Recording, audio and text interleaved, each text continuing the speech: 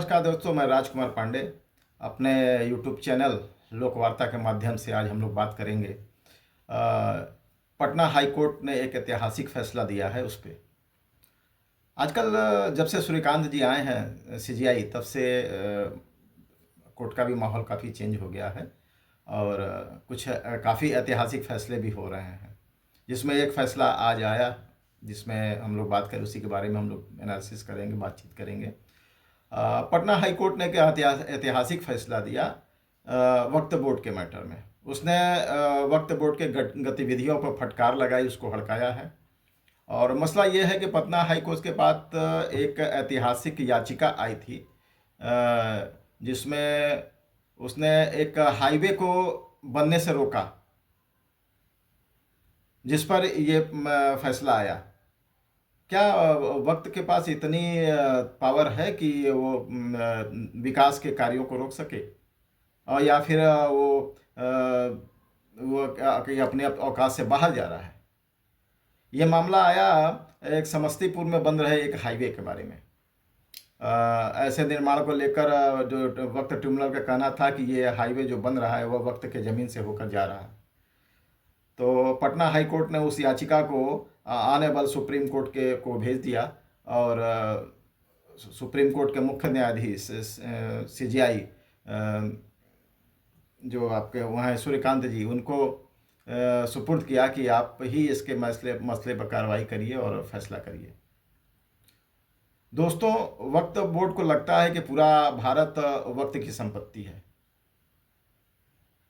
हमारे भारत में एक बड़ा खेल हुआ। मुसलमान ये मान के चलते हैं कि भारत को दारुल इस्लाम बनाना है।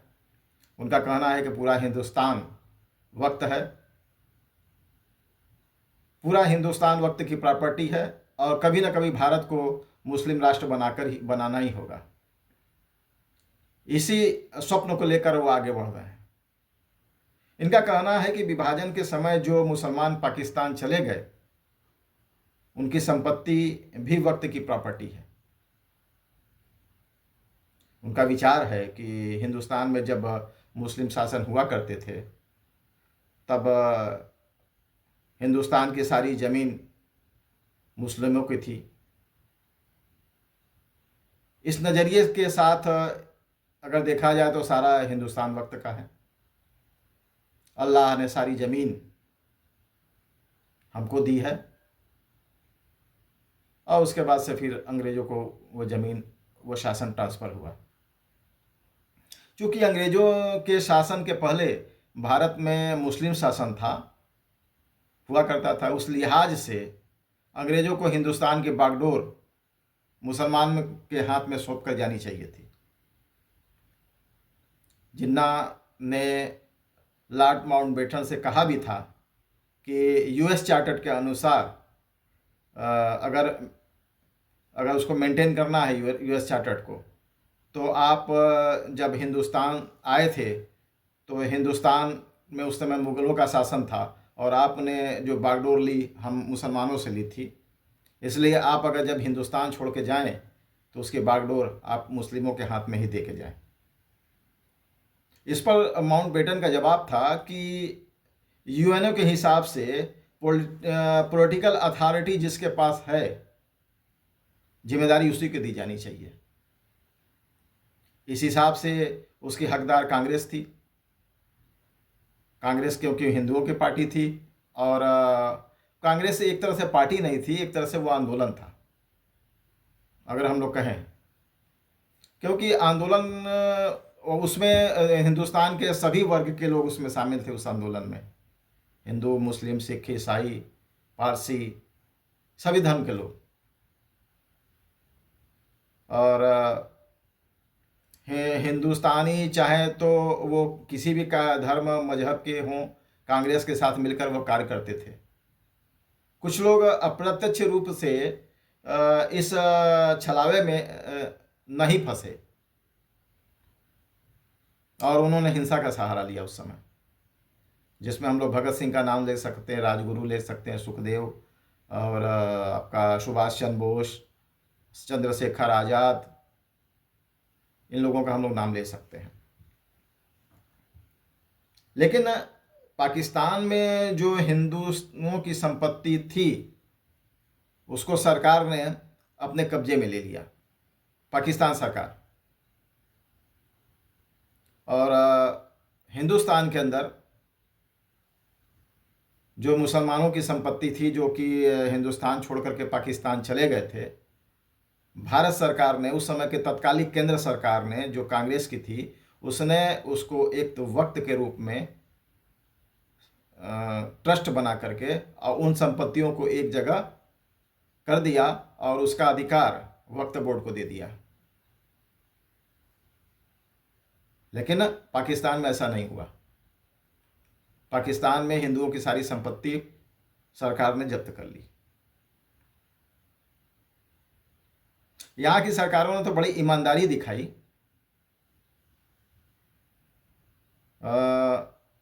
लेकिन कांग्रेस ने जो किया वो एक तरह से देखा जाए तो बहुत बड़ी गलती थी। उसके बाद जो पीढ़ियां बड़ी हुई आई, उनको लगा, पहले तो उनको बरगलाया गया, उनको सही मनोस्थिति की जानकारी नहीं दी गई। उनको लगा कि भारत तो हमारा है, काफिर तो इस पर सिर्फ कब्जा करके बैठे हुए हैं, हमें काफिरों से हिंदुस्तान को मुक्त कराना है, जिसका नतीजा है लव जिहाद, गजवाए हिंद, कन्वर्जन, डेमोग्राफी चेंज। गंगा जमुनी तहजीब के नाम पे हिंदुओं को मूर्ख बनाया गया। सेकुलरिज्म के नाम पे, गंगा जमुनी तहजीब के नाम पे हिंदुओं को छला गया, मूर्ख बनाया गया, और आज भी छला जा रहा है, मूर्ख बनाया जा रहा है। उनका उद्देश्य क्लियर है, भ्रम में हिंदू हैं, सनातनी हैं, और एक लंबी प्रक्रिया है। धीरे धीरे धीरे धीरे इन माध्यमों के द्वारा इस देश को किस तरह से दारुल इस्लाम में कन्वर्ट करना है, यह प्रक्रिया चल रही है और सामने भी आ रहा है। लेकिन हम हैं कि अभी भ्रम में जी रहे हैं, इतिहास बोध हम लोग के अंदर है नहीं। धर्मनिरपेक्षता के नाम पे हिंदू बटे हुए हैं।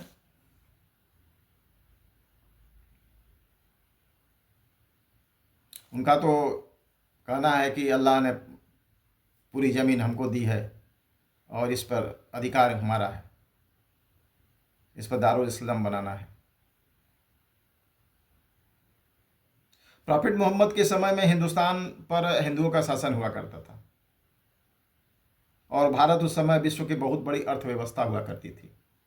उस समय किसी का हिम्मत नहीं होता था कि वो भारत की तरफ आंख उठा कर देख सके। प्रॉफिट मोहम्मद ने कहा करते थे कि हिंदुस्तान से ठंडी हवाएं आएंगी और मज़ा तो तब आएगा जब हिंदुस्तान पर इस्लामिक शासन होगा। इन्हीं बातों को लेकर आक्रांता हिंदुस्तान में घुसे और इसी का नतीजा है कि पूरे देश में इस समय वक्त ने उत्पात मचाया हुआ है। समस्तीपुर में एक हाईवे बन रहा है और वक्त उसको स्टे कर देता है। National highway authority of India high court चली गई। हाई कोर्ट ने कहा कि उनके पास इतनी शक्ति कहाँ कब आ गई और कहाँ से आ गई कि वह NHAI के प्रोजेक्ट को ही रोक दे, स्टे कर दे। ट्रिब्यूनल के कानून में ये नहीं कहा गया है कि आप किसी महत्वाकांक्षी परियोजना को रोक दें, ये अधिकार नहीं है किसी को भी, क्योंकि नेशनल अथॉरिटी ऑफ इंडिया अपने आप में एक संपूर्ण कानून खुद है। और परियोजना के बीच में जहाँ पर वक्त प्रॉपर्टी आ रही है वहाँ से आप उसको जो मुतवल्ली हैं या जो उसके हेड है उसको हम पार्टी बना सकते हैं उसमें, और बोर्ड को स्टे करने का अधिकार नहीं है। और ना ही बोर्ड यह कह सकता है कि आप हाईवे को घुमा करके आप ले जाएं। कहने का अधिकार उनका नहीं है। और मैंने कभी कहा कि उसमें वो तो अपने एक संपूर्ण कानून है अपने आप में, नेशनल अथॉरिटी ऑफ इंडिया, उसका एक अलग कानून है, एक नियम। हाई कोर्ट ने कहा कि वक्त के पास इतनी पावर नहीं है कि वह नेशनल अथॉरिटी ऑफ इंडिया को चैलेंज कर सके, उसके नियमों को चैलेंज कर सके और वो डेवलपमेंट के कार्यों को रोक सके। अनेवल हाई कोर्ट पटना ने यह कहा कि हम वक्त की याचिका को खारिज करते हैं और इस फाइल को हम सुप्रीम कोर्ट के हवाले करते हैं और सुप्रीम कोर्ट जैसा उचित समझे उस पर कार्रवाई करे और एक सख्त नियम बनाए कि आगे चल के इस तरह से विकास के कार्यों में कोई व्यवधान ना हो, उत्पन्न हो। मित्रों, 1947 में जब देश आज़ाद हुआ उस समय, उसके बाद इस्लामी स्ट्रक्चर को जो भी स्ट्रक्चर थे उसमें इस्लामीकरण नहीं होना चाहिए था। सरकार को सारे प्रॉपर्टी पर अपना अधिकार और अतिक्रमण, जितने भी अतिक्रमण थे उस पर अपना अधिकार कर लेना चाहिए था। लेकिन उस समय की कांग्रेस पार्टी ने मुस्लिम तुष्टीकरण के नाम पे वक्फ बोर्ड का गठन किया और जिसका नतीजा आज सबके सामने है। हिंदुस्तान की 7% प्रॉपर्टी को वक्त के नाम कर दिया, वक्त को दे दिया। पाकिस्तान जो अलग देश बना, वह चाहे पूर्वी पाकिस्तान हो या पश्चिमी पाकिस्तान, 11 लाख किलोमीटर जो जमीन उसको दिया गया वो वक्त के बदले ही दिया गया था, उसी के विहाद पर दिया गया। वह तो इसीलिए दिया गया था, वह तो खुद ही वक्त है। अलग से देश में वक्फ बोर्ड बनाने की आवश्यकता ही नहीं थी। 11 लाख किलोमीटर जमीन में भी आपने ले लिया और देश के अंदर वक्फ बोर्ड बना करके और देश की संपत्ति भी आपने इनके नाम कर दिया। हिंदुस्तान हिंदू तो और सनातनी तो छलावे में रह गए। उनके साथ तो बहुत बड़ा ठगी हुआ, धोखा हुआ। यह हिंदुओं के साथ सरासर धोखा था। हिंदुओं को क्या मिला उस हिसाब से? और अगर देखा जाए तो पूरा हिंदुस्तान हिंदुओं का होना चाहिए था जब पाकिस्तान का बंटवारा हो गया। तो यहाँ पर मुसलमानों का कोई अधिकार नहीं होना चाहिए, क्योंकि उनका अधिकार तो उनको दे दिया गया था। लेकिन कांग्रेस और नेहरू जी की कृपा थी, उन्होंने मुसलमानों को हिंदुस्तान के अंदर रोका। उनको इस देश के अंदर गंगा जमनी तहजीब विकसित करना था, जिसका नतीजा है कि आज देश एक बार फिर संकट में है। हम तो ठगे रह गए। पार्टीशन भी हो गया, वक्त के नाम पर देश की संपत्ति भी इनको मिल गई। हमें क्या मिला? जो हिस्सा हमें मिला था वो भी उनका हो गया। अगर हम संपूर्ण हिंदुस्तान की अविभाजित देश की बात कर रहे हैं तो उस समय संपूर्ण जमीन करीब 43 लाख हेक्टेयर हुआ करती थी, जब देश का विभाजन नहीं हुआ था उस समय, जिसमें से 11 लाख किलोमीटर जमीन, चाहे वो बांग्लादेश हो चाहे पाकिस्तान हो, दे दिया गया था। उसके बाद हमारे पास 32 लाख हेक्टेयर जमीन बची और उस 32 लाख हेक्टेयर में से भी 5 से 7 लाख किलोमीटर जमीन मुसलमानों के कब्जे में है। यानी हमने उस समय के 13% आबादी को भारत का 25% जमीन दे दिया। उसके बाद फिर वक्त के नाम पर 25% जमीन उनका सोचिए। उस समय के 13% आबादी को हमने 50% जमीन हिंदुस्तान का दे दिया।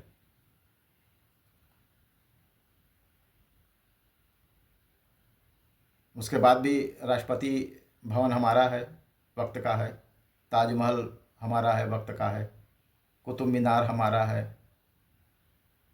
एयरपोर्ट हमारा है। रेलवे स्टेशन हमारा है। दावे हो रहे हैं, ठोक रहे हैं, उसके बाद भी सोचो सनातनियों और हिंदुओं, तुमको क्या मिला इस देश के अंदर?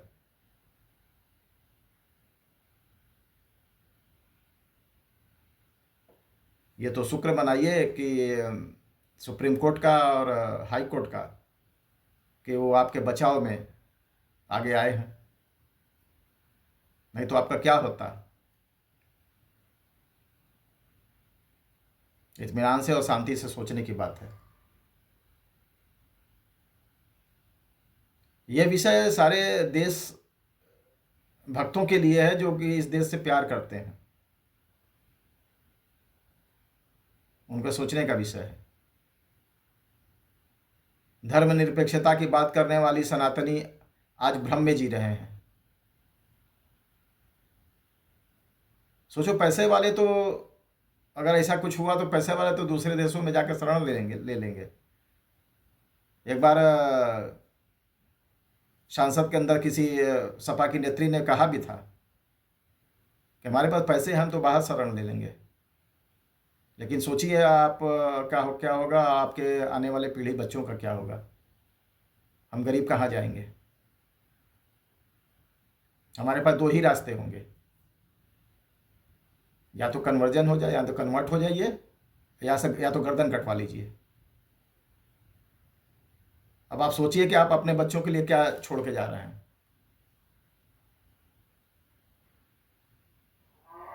आप तो रहेंगे नहीं, बच्चे गर्दन कटवाएंगे।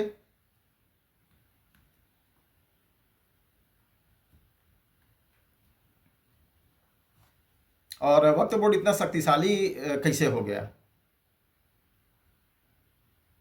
कि वो संसद के बनाए हुए कानून, बनाए हुए नियमों को धत्ता बता दे?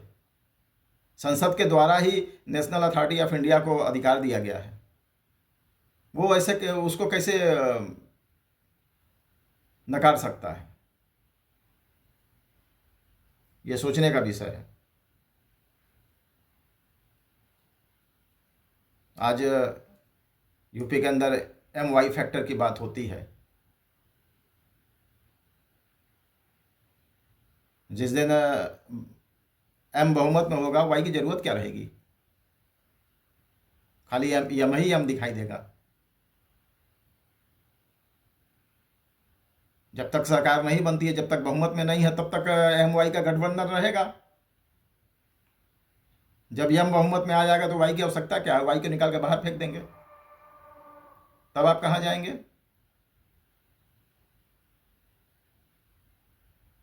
ये सोचने का विषय है। आज का वीडियो बस इतना ही।